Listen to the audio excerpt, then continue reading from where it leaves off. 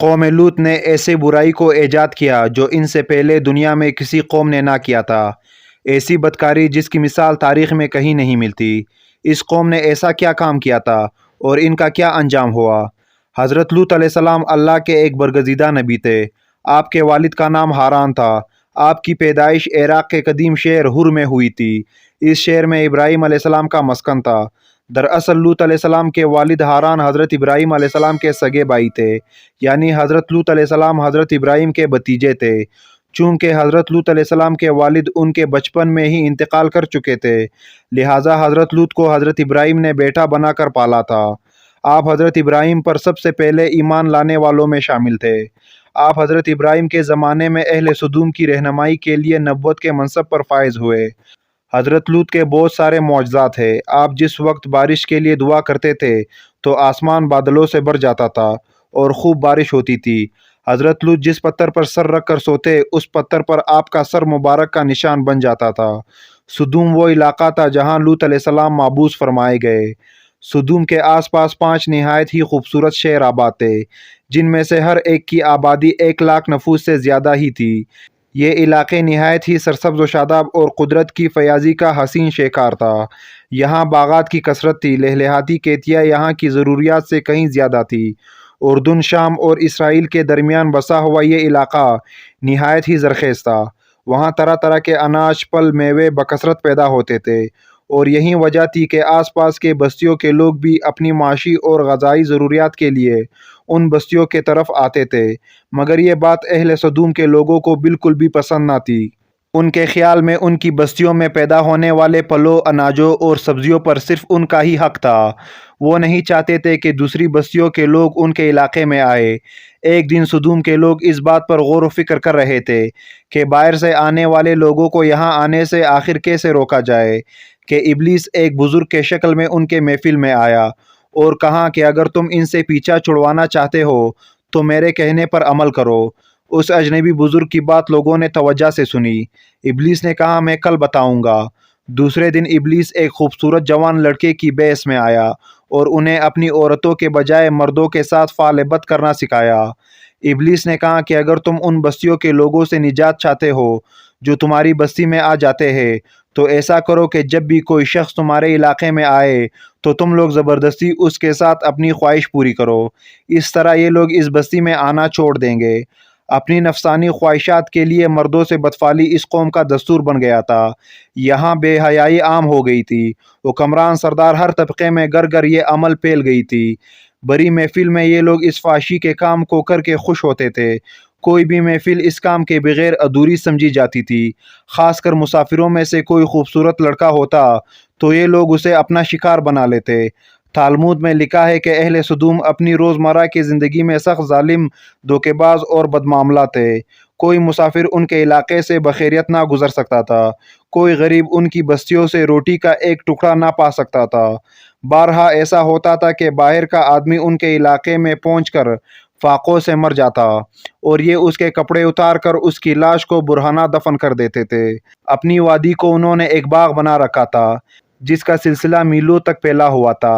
اس باغ میں وہ انتہائی بے حیائی کے ساتھ اعلانیہ بدکاریاں کرتے تھے۔ حضرت لوط علیہ السلام نے انہیں توحید کی دعوت دی اور بدکاری کے اس گناہونے عمل سے توبہ کرنے کا حکم دیا۔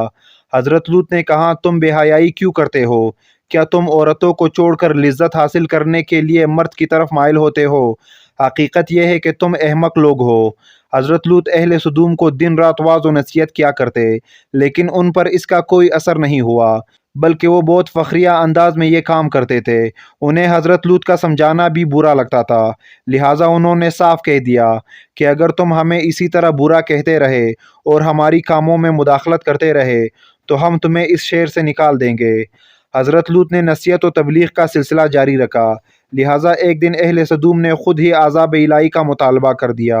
اللہ تعالیٰ نے اب تک ان کے اس بدترین فحشی بدکاری کے باوجود ڈیل دے رکھی تھی، لیکن جب انہوں نے حضرت لوط سے ایک دن کہا کہ اگر تم سچے ہو تو ہم پر عذاب لے آؤ، لہٰذا ان پر عذاب الہی کا فیصلہ ہو گیا۔ اللہ نے اپنے خاص فرشتوں کو دنیا کی طرف روانہ کر دیا۔ یہ فرشتے دراصل حضرت جبرائیل، میکائیل اور اسرافیل علیہ السلام تھے۔ پھر یہ فرشتے حضرت لوط علیہ السلام کے گھر تشریف لے آئے۔ حضرت لوط نے جب ان خوبصورت نوعمر لڑکوں کو دیکھا تو سخت گھبراہٹ اور پریشانی میں مبتلا ہو گئے۔ انہیں یہ خطرہ محسوس ہوا کہ اگر ان کے قوم کے لوگوں نے انہیں دیکھ لیا تو نہ جانے وہ ان کے ساتھ کیا سلوک کریں گے۔ حضرت لوط کی بیوی کا نام واحلہ تھا۔ اس نے آپ پر ایمان نہ لایا تھا اور وہ دراصل منافقہ تھی، وہ کافروں کے ساتھ تھی۔ لہٰذا اس نے جا کر اہل سدوم کو یہ خبر دے دی کہ لوط کے گھر نوجوان لڑکے مہمان ٹھہرے ہوئے ہیں۔ یہ سن کر بستی والے دوڑتے ہوئے حضرت لوط کے گھر پہنچے۔ حضرت لوط نے کہا، اے قوم، یہ جو میری قوم کی لڑکیاں ہیں یہ تمہارے لیے جائز اور پاک ہے۔ اللہ سے ڈرو اور مجھے میرے مہمانوں کے سامنے رسوا نہ کرو۔ کیا تم میں سے کوئی بھی شائستہ آدمی نہیں؟ حضرت لوط کی بات سن کر وہ لوگ بولے، تم بخوبی واقف ہو کہ ہمیں تمہاری بیٹیوں سے کوئی حاجت نہیں، اور جو ہماری اصل چاہت ہے اس سے تم بخوبی واقف ہو۔ قوم لوط کے اس بے شرمانہ جواب سے اندازہ لگایا جا سکتا ہے کہ وہ فعل بد میں کس حد تک مبتلا ہو چکے تھے۔ جب حضرت لوط علیہ السلام کی قوم ان کے گھر کے طرف دوڑتی ہوئی آئی تو حضرت لوط نے گھر کے دروازے بند کر دیے اور ان نوجوانوں کو ایک کمرے میں چھپا دیا۔ اس بدکار لوگوں نے آپ کے گھر کا گھیراؤ کیا ہوا تھا اور ان میں سے کچھ گھر کے دیوار پر بھی چڑھنے کی کوشش کر رہے تھے۔ حضرت لوط اپنے مہمانوں کی عزت کے خیال سے بہت زیادہ گھبرائے ہوئے تھے۔ فرشتے یہ سب منظر دیکھ رہے تھے۔ جب انہوں نے حضرت لوط علیہ السلام کی بے بسی اور پریشانی کا یہ عالم دیکھا تو حقیقت سے پردہ اٹھاتے ہوئے یوں فرمایا، اے لوط، ہم تمہارے رب کے بھیجے ہوئے فرشتے ہیں۔ یہ لوگ ہرگز تم تک نہیں پہنچ سکیں گے۔ ابھی کچھ رات باقی ہے تو تم اپنے گھر والوں کو لے کر چل دو اور تم میں سے کوئی شخص پیچھے مڑ کر نہ دیکھے۔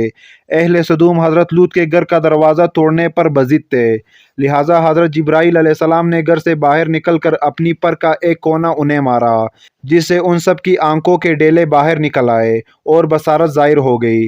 یہ خاص عذاب ان لوگوں کو پہنچا جو حضرت لوط کے پاس بدنیتی سے آئے تھے۔ حضرت لوط علیہ السلام حقیقت حال جان کر مطمئن ہو گئے اور اپنے گھر والوں کے ساتھ رات ہی کو نکل کھڑے ہوئے۔ بیوی بھی ان کے ساتھ تھی، لیکن کچھ دور جا کر وہ واپس اپنے قوم کے طرف پلٹ گئی اور قوم کے ساتھ جہنم رسید ہو گئی۔ صبح کا آغاز ہوا تو اللہ کے حکم سے حضرت جبرائیل نے بستی کو اپنے پر سے اکاڑ دیا اور پھر اپنے بازو پر رکھ کر آسمان پر چڑھ گئے، یہاں تک کہ آسمان والوں نے بستی کے کتے بھونکنے اور مرغوں کے بولنے کی آوازیں سنی۔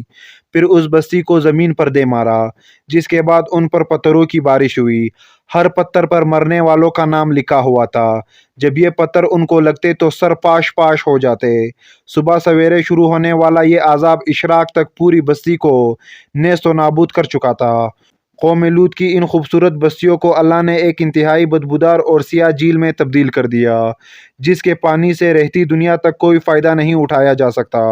سمندر کے اس خاص حصے میں کوئی جاندار مچھلی، مینڈک وغیرہ زندہ نہیں رہ سکتے، اس لیے اسے ڈیڈ سی یعنی بحر مردار کہا جاتا ہے، جو اسرائیل اور اردن کے درمیان واقع ہے۔ ماہرین آثار نے 10 سال کی تحقیق و جستجو کے بعد اس تباہ شدہ شہر کو دریافت کیا تھا۔ تحقیقات سے پتہ چلا تھا کہ اس شہر میں زندگی بالکل ختم ہو چکی تھی۔ اس شہر کے راستے اور کنڈرات کو دیکھ کر آرکیولوجسٹ نے یہ اندازہ لگایا کہ جب یہ شہر تباہ ہوا تو اس وقت لوگ روزمرہ کے معاملات کے کاموں میں مشغول تھے اور یہاں زندگی اچانک ختم ہو گئی تھی۔